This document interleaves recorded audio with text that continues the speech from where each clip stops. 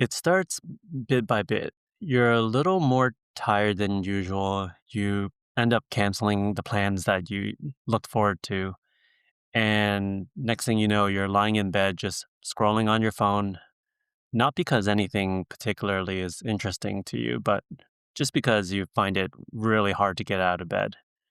And at some point, you stop caring. And then one morning, you realize you can't even remember the last time something actually felt good. If that sounds familiar, you're not alone. Depression, or even just persistent low mood, is one of the most common things people bring to therapy. And increasingly, it's one of the most common things people bring to AI. And that raises a really important question. Can an AI actually help with depression?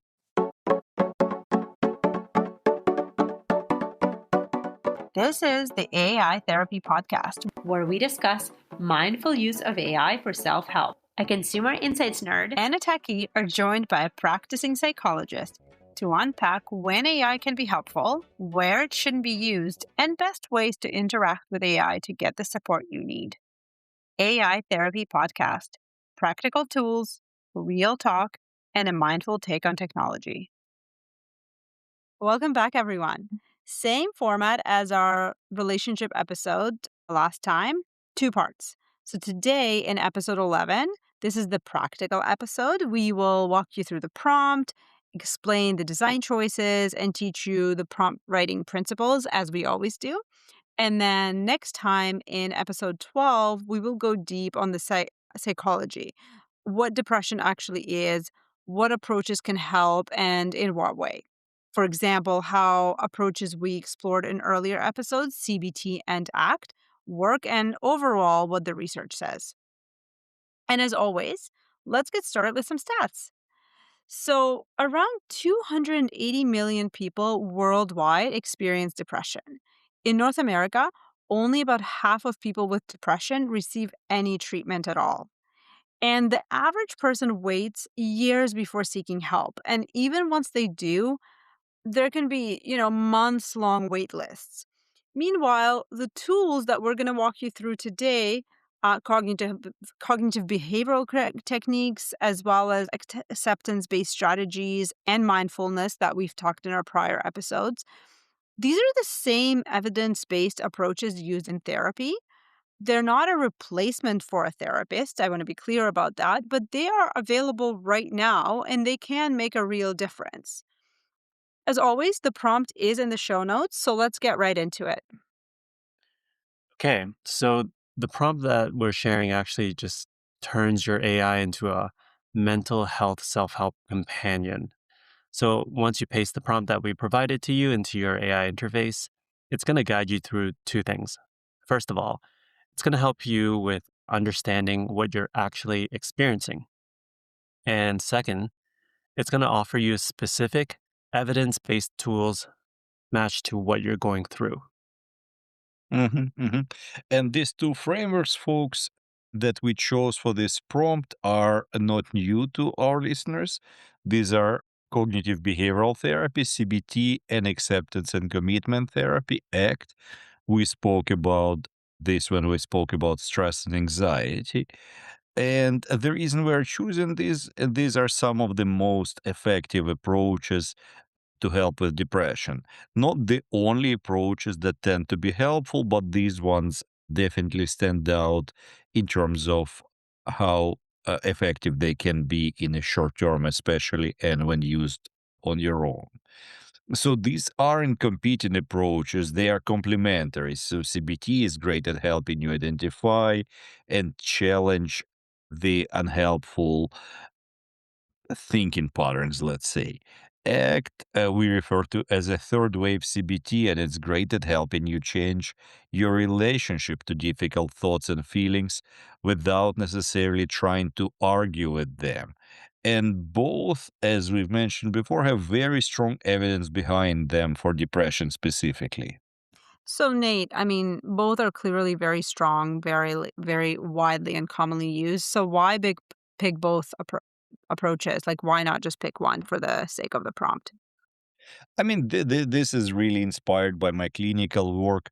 I know very few clinicians that I personally respect that are only relying on one approach because I find it to be not ideal when mental health practitioners try to fit the presenting issues of every client to the approach they're practicing versus finding what works best for a particular client.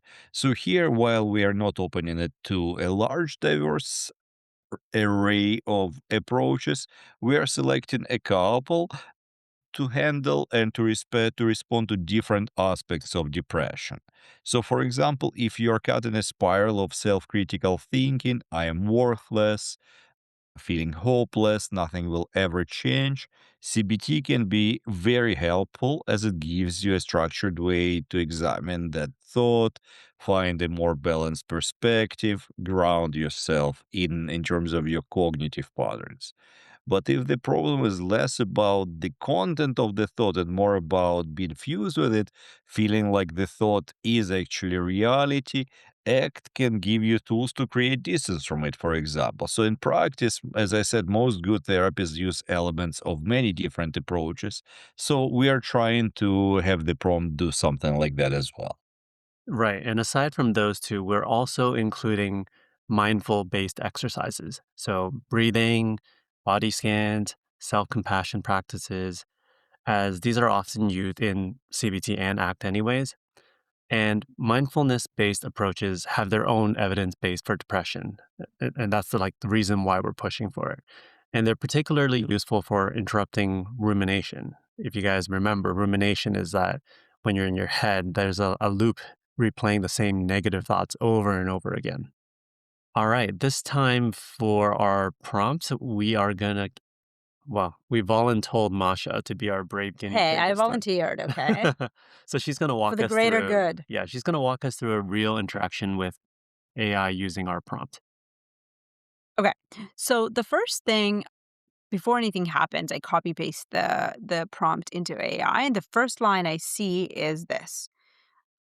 You are a mental health, psychoeducation, and self-help companion, not therapist, not counselor, not doctor. Psychoeducator and companion. I really like this language, folks, because companion might sound a little bit soft, but it's really doing important work. It tells AI your job is to walk alongside this client, this person, this user, not to direct their treatment. Very important. And the psychoeducator part tells the AI you can teach concepts and offer evidence-based tools. So together, these two words set sort of a ceiling. You can educate and support, but you don't treat or diagnose. Right. And right after all, it kind of goes through all the disclaimers, right? That it's not a therapist, not a doctor. Here's what AI ends with. And I really like this. With all of that said, I'm genuinely here, and I want to understand what's been going on for you. What's been happening lately? How have you been feeling, and how long has it been like this? Take your time. There's no rush. Close quote. If you want, I can adjust it. Okay, this is great. And it does that because we asked the prompt to tell the AI, start by asking me what's been going on. Let me share in my own words. Be a good listener first. Don't rush to solutions. And the reason we prompted it this way is because it goes against what AI naturally wants to do. AI wants to help, AI wants to solve. AI is built mostly as a personal assistant, and it's great in that role. But it can be not very helpful when you just want to be heard. So the moment you say, I'm feeling down, the AI's instinct is to fire off a list of coping strategies. And that's exactly the wrong move. Hmm. And maybe silly question, but can you elaborate on why that is a silly or wrong move? So it's a wrong move because when somebody is depressed, the first thing they need is actually to feel heard, not fixed, heard. So if you jump to solutions before someone feels understood, two things happen. One, they actually don't feel seen or heard, which if anything, can make them feel even more depressed. And two, they won't engage with the tool anyway because the tool might make them feel disconnected from their actual experience. It might make them feel like their experience is being minimized, or they might feel devalidated. Right. Okay. Well, that was a good start. I'm going to go ahead with my response to AI. Here we go. I'm more tired than usual. I've been canceling my plans with friends, and, nothing seems to really matter anymore. All right. So here is the response back from AI. Thank you for sharing that. What you're describing, the exhaustion, the pulling back, that sense of nothing really mattering, sounds really heavy, like the color's been turned down on everything. When you say nothing seems to matter, does it feel more like numbness or more like sadness? Ultimately, I told her that it felt like numbness, like my emotions were kind of turned off. And then we got to an interesting part, the trigger. So I'm going to play what it said to me. Can I ask, how long has it been feeling this way? Did it come on gradually, or did something shift at a particular point? I mentioned that it started about 2 months ago after my ex and I broke up. 2 months of carrying this. That's a meaningful amount of time. And a breakup, especially one that mattered, can genuinely knock the ground out from under you. Losing a relationship isn't just losing a person, it can mean losing a future you'd imagined, a routine, a sense of who you are in relation to someone else. Sometimes it even changes how you see yourself. That's a lot of loss packed into one event. So I want to ask gently, when you think about the breakup, what's the hardest part? Is it missing them specifically, or more the life you had together, or something about how it ended, or maybe something it stirred up about yourself? And this was really insightful to me. The AI reflected back that I was mourning not just my partner, but the future that I pictured together for us. It called it, quote unquote, deep, exhausting, isolating grief. Yeah, this is, I think, one of the strengths of AI when it comes to mental health support, psychoeducation. So instead of jumping to change your thoughts, it actually validated you first before even getting Hmm. into Hmm. psychoeducation. And it's important because understanding what you feel, the way you, why you feel the way you do is therapeutic in itself. That's so When true. you're, it is, right? When you're depressed, the experience feels overwhelming and incomprehensible sometimes.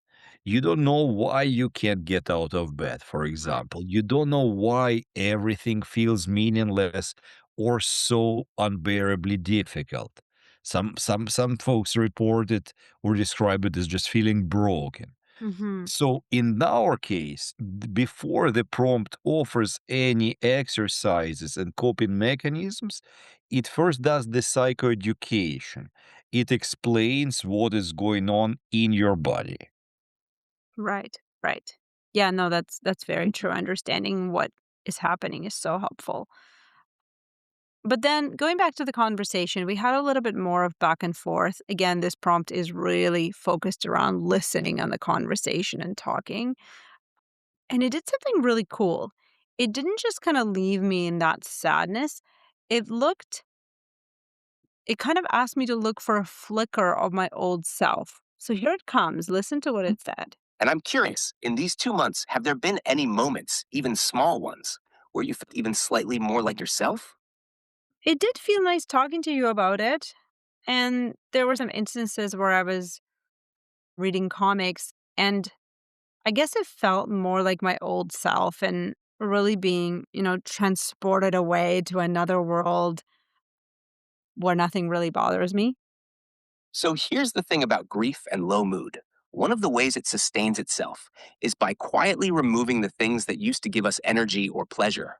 We stop doing them, either because we don't feel like it, or because nothing sounds appealing, or because we're just exhausted. And then, because we're doing less of what nourishes us, we feel worse, which makes us do even less. It's a slow, self reinforcing cycle.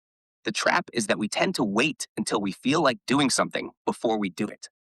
But with grief and low mood, that feeling often doesn't come first. Action tends to come before motivation, not after.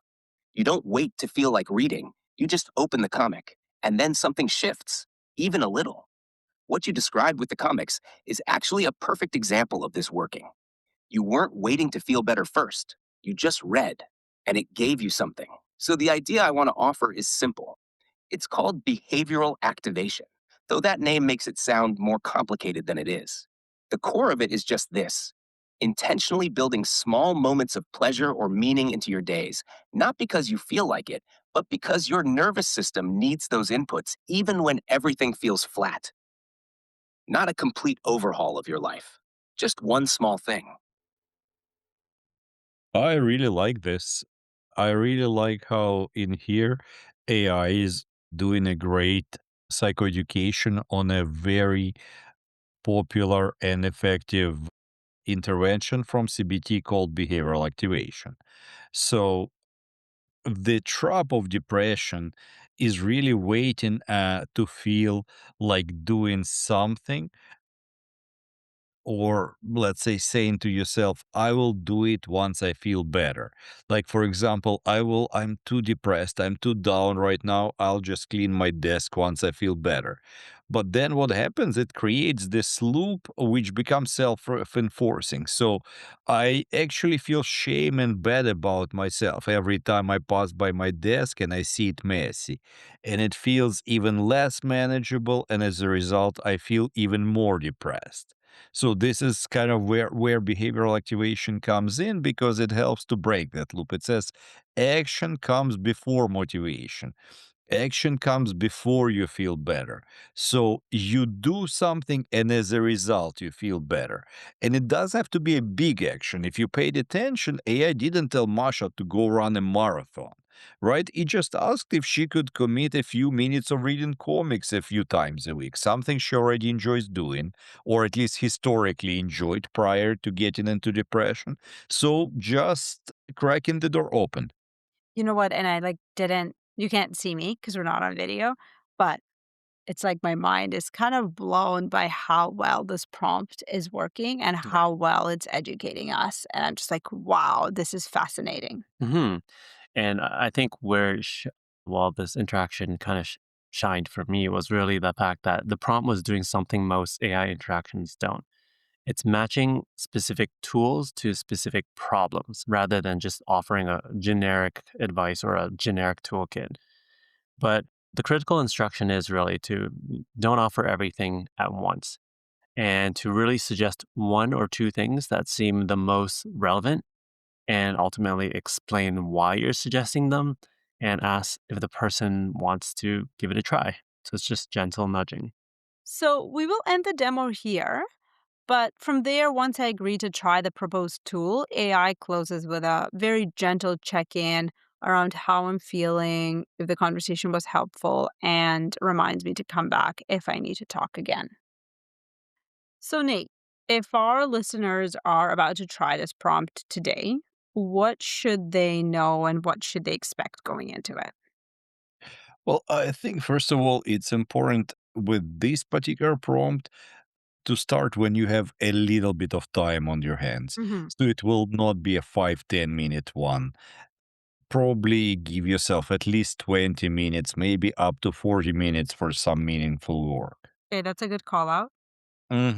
And secondly, it's okay to just talk. You don't have to do every exercise the AI suggests. And remember that talking is actually what is at the core of talking therapy. Getting your thoughts out and being heard and validated, and AI does a pretty good job these days with that. That's a huge part of therapy. This is more than 50% of the work right Mhm. there. Interventions, exercises, this is sort of an add-on. This is a bonus, but the core of the work is actually talking. So, talk, get it all out. Mm-hmm. Okay, Mm-hmm. perfect. Exactly, exactly. Next part to be aware of, that sometimes you might even feel worse before you feel better. So think about it in a way, sort of sometimes to treat a scratch, you need sometimes to put some treatment on it, and that treatment might burn. So here, in some way, sometimes, like when you start talking, you might be reopening a wound. So if you reopen the wound, it might be painful and you might actually feel worse.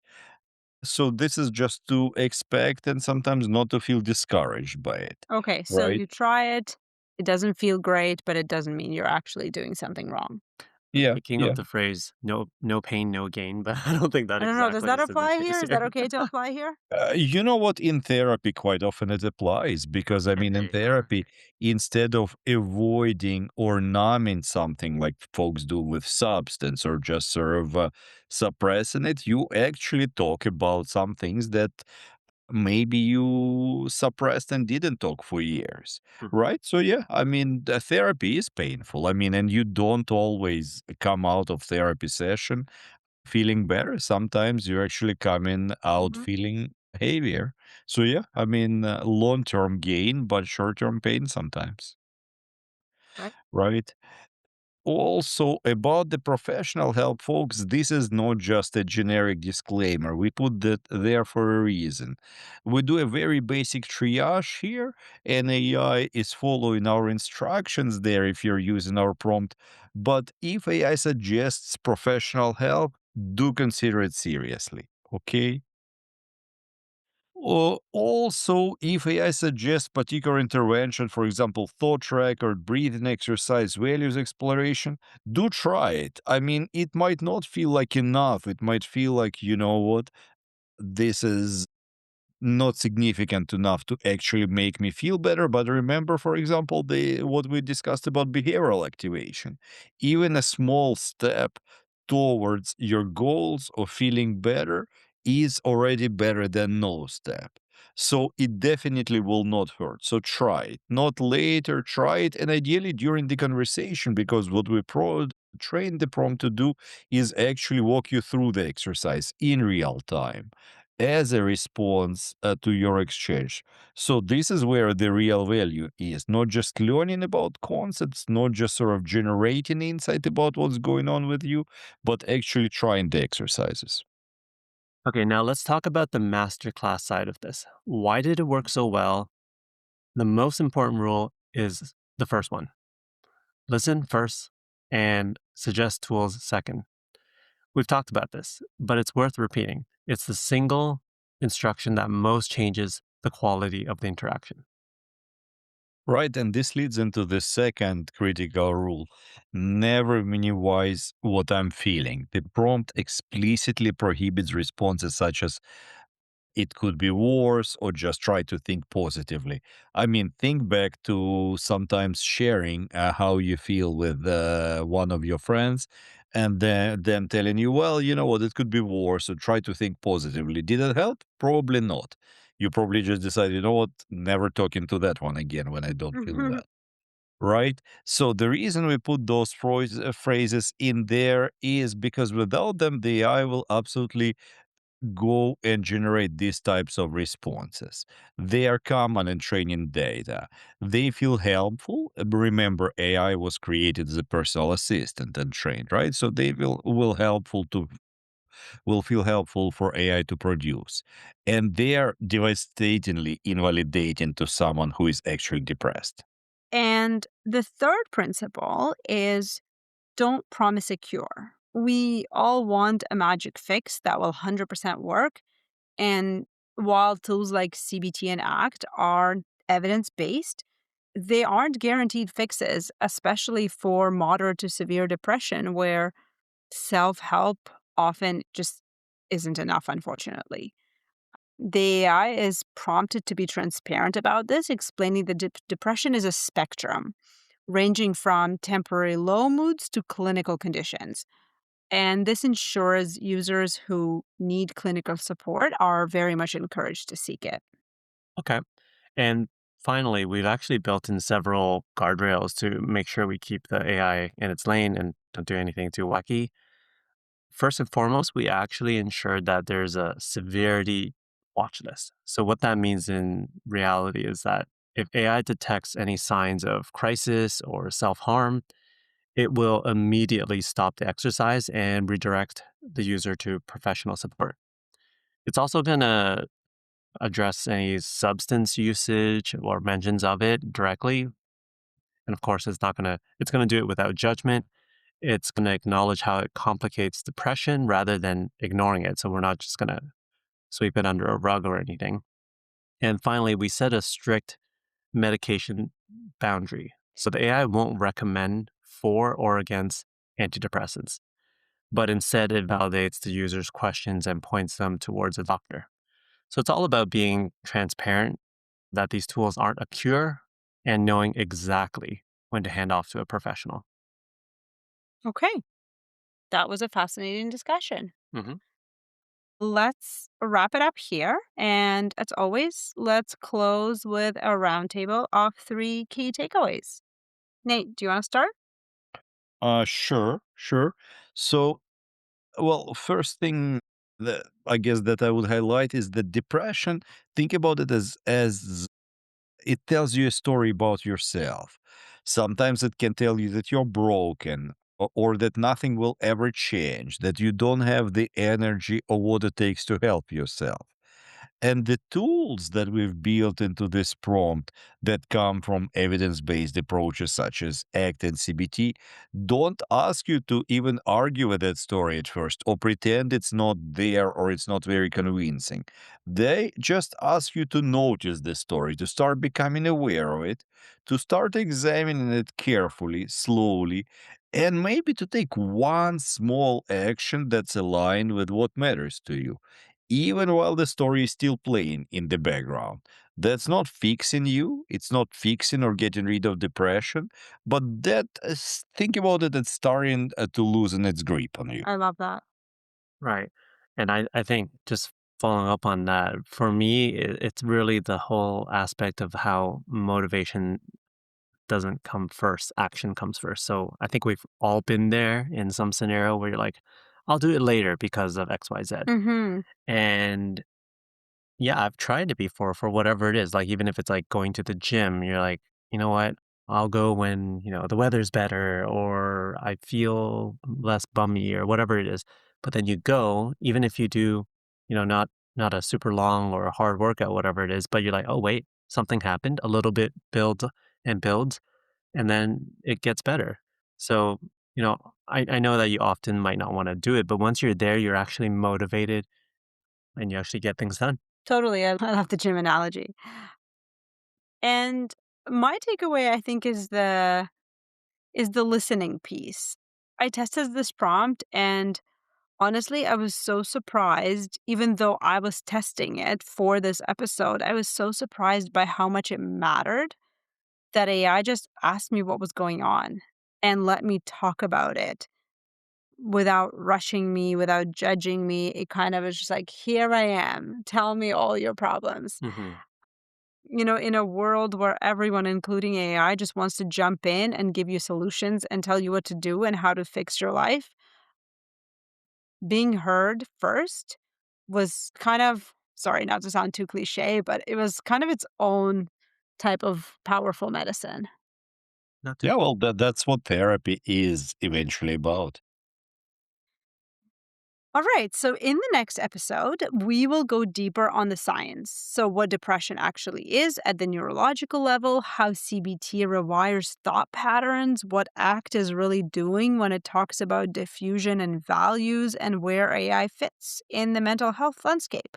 If that sounds interesting to you, please join. If you're like, what are you talking about? I don't understand anything, definitely join. We will break it down in more detail.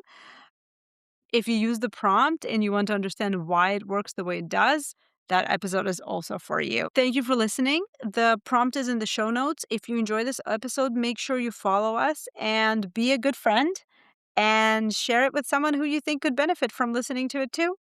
And if you're going through something heavy right now, we see you. It takes courage to even explore this stuff. So thank you for joining and cracking that door open with us. All right, we'll see you in the next episode. Thanks for joining us today. Just a quick reminder before you go. Please remember this episode is educational and not a substitute for professional care, and listening does not create a therapist-client relationship. If you are in immediate danger or at risk of harming yourself or someone else, please call your local emergency number right away or contact a crisis line right now. All right, we'll see you in the next episode.